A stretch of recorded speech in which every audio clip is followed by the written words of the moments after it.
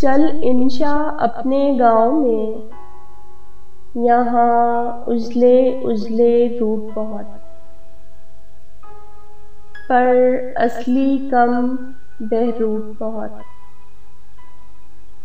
اس پیڑ کے نیچے کیا رکنا، جہاں سایہ کم ہو دھوپ بہت۔ چل انشا اپنے گاؤں میں، بیٹھیں گے سکھ کی چھاؤں میں۔ کیوں تیری آنکھ سوالی ہے، یہاں ہر ایک بات نرالی ہے۔ اس تیز بسیرا مت کرنا، یہاں مفلس ہونا گالی ہے۔ چل انشا اپنے گاؤں میں،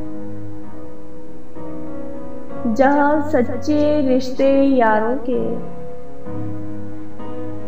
جہاں گھونگھٹ زیور ناروں کے،